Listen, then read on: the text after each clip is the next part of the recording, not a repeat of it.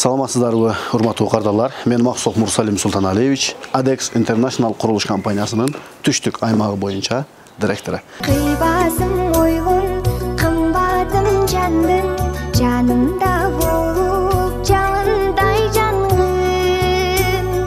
Ан бизи өмүр бою тоючу, өзүңсүз өтсүн арманым арбын. Biz кандай отопление кылсак болот, колдонсок болот деп. Бул жакта Мирлан Байкенин отоплениясы болсо газовый отопление. Эгерде газы бар жерлерге болсо, биз ушундай отопленияны сунуштайт элек. Газовый отопление кандай коюлган? Ал эми бул канча градус берип атат, сизге кышта кандай жардам берип атат?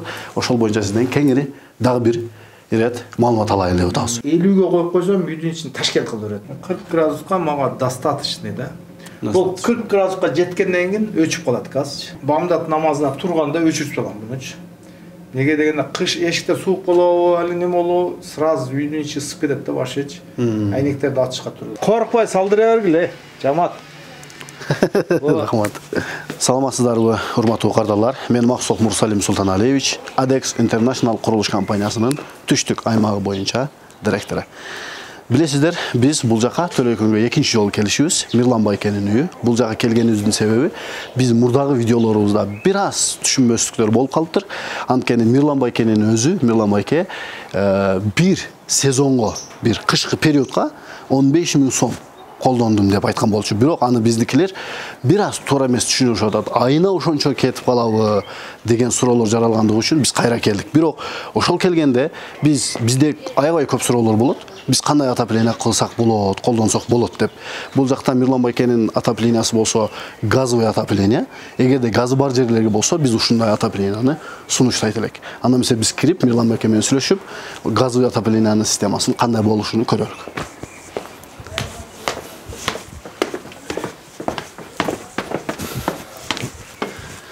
Мирлан Байке. Assalamu alaikum. Алейкум салам. Жакшысызбы? Иштериңиз жакшыбы?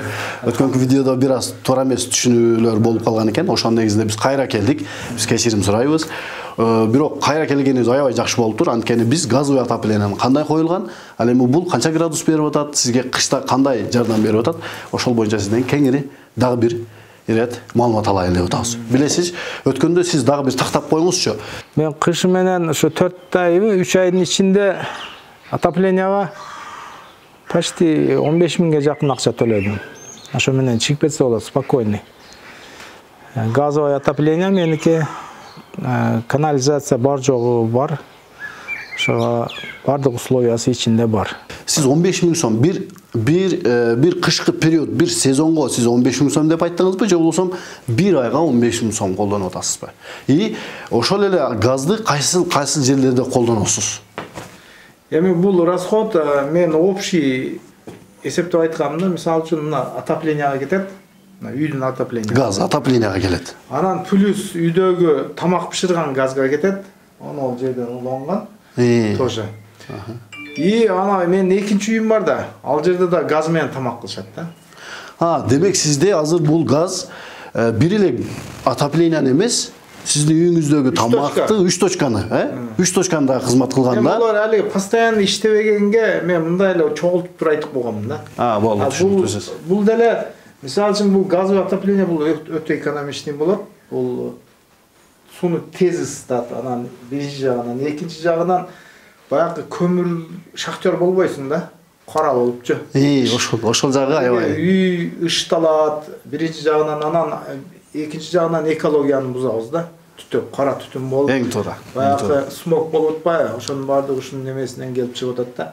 Газ менен отопление болсо, мына газда мына жандырганда сыртына чыккан, күйүп чыккан немеси, баягы буу бар го, оозуңан чыккан буу ошентип оппак болуп чыгат да. Демек эле мына 1 метрге жетпей эле жоголуп кете берет да. Бул экологияга өтө сон. Анан экономичный дагы, анан тез дагы ысытып берет. Анан мен мисалы үчүн 50ге коюп койсом, үйдүн ичин Ташкент кылып берет булачы. Негизи көрсөтөт атасызбы? Бул канча градуска чейин жылыйт? Мисалы, кандай иштетесиз? Бул мисалы үчүн мына топко саябыз, мындай кылып элечи. Могул жак газды ачабыз. Биринчи безопасность үчүн могул жерде редукторго жетпей туруп, могул жерде краник болуш керек да. Буну ачып туруп анан кийин. Саябыз.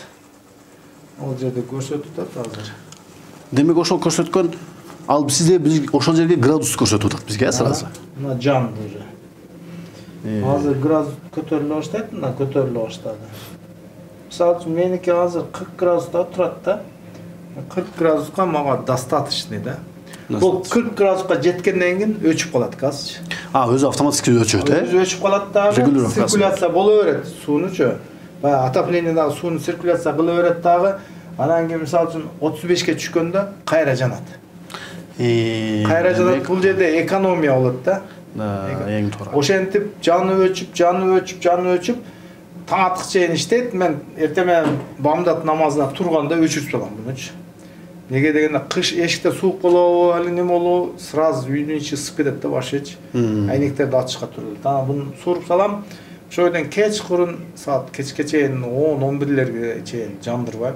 Кечкурун дагы сайып коесуз. Анан күн чыккан күндөрү вообще жандырбайм деле. Ошо айнектен күндүн нуру менен деле сый берет да үйчү. Сый берет. Эң туура. Миланбек аябай чоң ыраазычылык билдиребиз. Урматтуу кардалар, мына сиздер бизге комментарийлерде ошол видеого аябай көп суроолор жаралып кетти. Ошонун негизинде биз ушундай кылган болчубуз. Бул жакта жана жогоруда Мирланбек айткандай эле газ 3 жерге бөлүнүп берилет. Ошонун биринчиси мына отопление. Отоплениеда аябай жакшы колдонулган. Кайра биз мына газдын счетчигине келдик. Ошол газдын счетчиги менен мына сиздерге дагы далил болуш үчүн үстүндө көрүп атасыздар. Бул центральный келген газ, ал эми кеткен газ болсо, бул жак болсо кухняга кирген газ болсо, түзгө кеткен болсо, биз жана тартып өткөн Мирланбекенин жаңы үйүнө барган, анын кухнясына дагы газовый отопление дагы иштетилип атат. Ошо 3 точкага таркаганда 3 точкага таркаганда бул жерде мына илгерки бул эми эски үйдө мунуку биз туулуп чоңойгон үйлөр. Буну бузайын десем мамашка ынап айтпайбы? Мен бул жерде мээнет кылгам, салгам деп, атаңды көздүн өткөзгөн күндөрү элесибиз бар, анан көрөсүз. Туура айтасыз. Рахмат. Рахмат Мирланбек. Рахмат. Алла разы болсун. Үйдө жакшы колдонуңуз. Суроолор болсо, неме кылгыла, любой время, күнү. Сизде жооп беребиз. Сизде аябай көп суроо берип, көп келиңиз. Коркпой салдыра бергиле, жамаат. Рахмат.